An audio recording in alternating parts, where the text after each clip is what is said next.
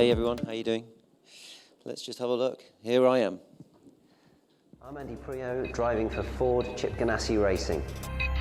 I come from a small island of Guernsey with a 35-mile-an-hour speed limit.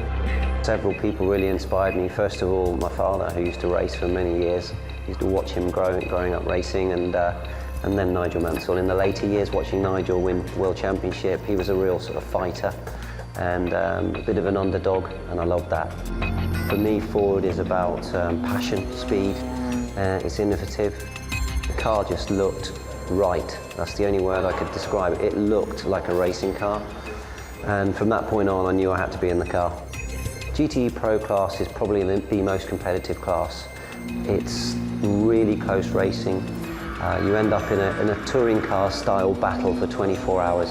I remember the years when I finished on the podium at Le Mans. There was just nothing separating first, second and third place. It's the biggest race on the planet. 24-hour Le Mans, that is a race that every driver, whether you're a Formula 1 Grand Prix winner or whether you're a superstar in all forms of motor racing, the 24-hour Le Mans is the biggest race on the planet, and it's a must on anybody's CV. Winning is everything. When you're second, you're first of the losers. So we've got to win. We go out to win every race.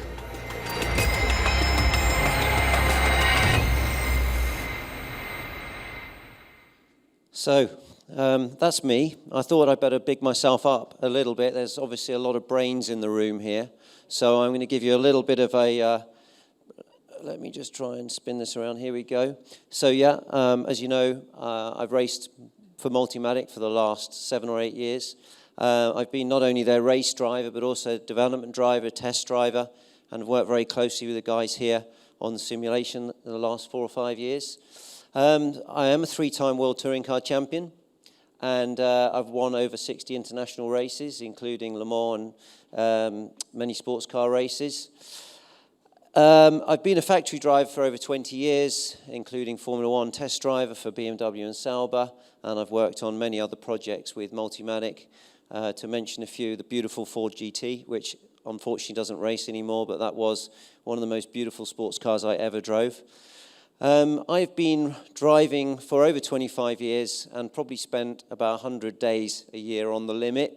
So for me, performance and precision driving is what I'm all about. And that's why I'm not going to stand here and sound super technical. There's a lot of brains in the room, but my wife just told me and reminded me a few moments ago. I said, hey, these guys are all honorary, they're doctorates of this and doctorates of that. She reminded me, I'm also a doctor of civil law. I got awarded that for my 3rd World Championship, and I didn't even have to sit a single exam. So anyway, I've also been honoured by Queen Elizabeth as well for her services to motorsport. So I got an honorary MBE. So why do I like driving in the simulator? What benefits are there for me of driving in the simulator? First of all, before I had the opportunity to practice in simulators, I used to do a lot of visualization. So many years ago, when there was no simulator around, I used to do a lot of meditation and visualization. So I used to have to program the laps in my mind and work with my muscle memory and kind of do all of my problem solving in my subconscious mind. And so I was very interested when I first saw simulation. And in fact, when I first joined Williams in Formula 1 in 2007, they threw me on a simulator. I was very inexperienced at the time.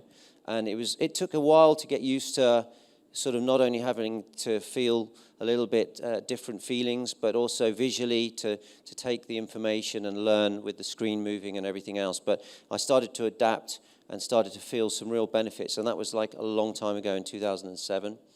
Now, for me, the simulations have become so good that you can actually, and we have actually many times here in Multimatic with both the Ford GT and other projects that I've been involved with, can do really detailed damper work, differential work, ride height work, everything, to be honest. So it's an amazing way to rehearse before a race.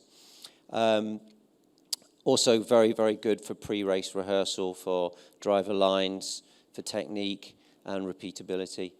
Obviously, more recently, as I become a more mature racing driver, I have to move into other areas of my life, and I've been working very closely with Multimatic, a few great projects, and I've taken it now more into the automotive side of things.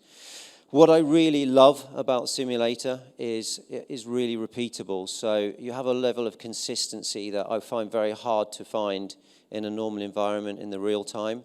For instance, you know, in the morning when you arrive at the track, it might be damp, it might be slightly cold, and maybe the car isn't ready to run quite so early. So you may only get like 1 or 2 good quality hours of testing.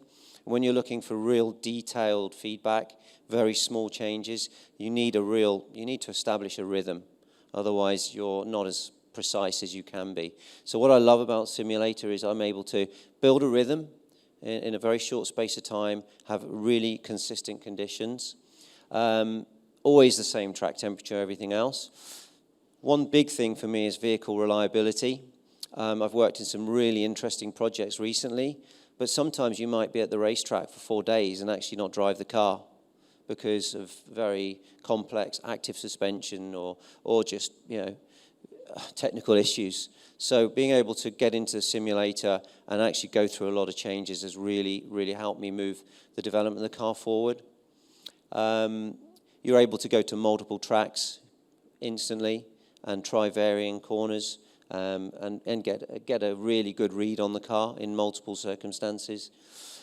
You also get instant feedback, so I'm able to communicate with my race engineers instantly when I'm working through changes. If I have a feeling or they've made a change, I can talk with them during the process, and I think that really helps unlock a certain level of creativity that you wouldn't get if you're out on track, come into the pits, get out the car, discuss the setup, look at it on data. You can really unlock some really creative processes there. So it's extremely interactive, and that's what I really enjoy about the DIL.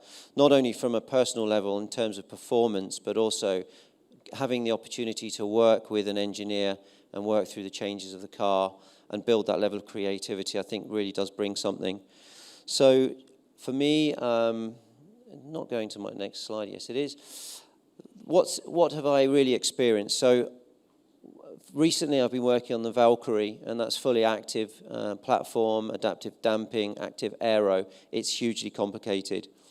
We had issues with, you know, reliability at first, and we had some handling issues which were very difficult to get on top of because of the minimal amount of time I was driving the car. So I was able to go to the DIL in Norfolk and work on some setup solutions and actually make the car passive, bring in the adaptive damping, bring in the adaptive aero, and just really understand the car and break it down, which really did help us. And honestly, it gave us a really good understanding of the car, almost better than the manufacturer itself at the beginning. Some of this now we've now proven on the track, and we're now going to go back to the DIL to again work further on those changes. I've done some amazing work on the tyre modelling. I was very interested in the gentleman's speech before about tyre modelling because it is the final contact point, and as a racing driver, you know, you can feel 1 or 2 PSI in pressure, you can feel the degradation, you can feel the movement of the tyre, and it really is the final point of contact.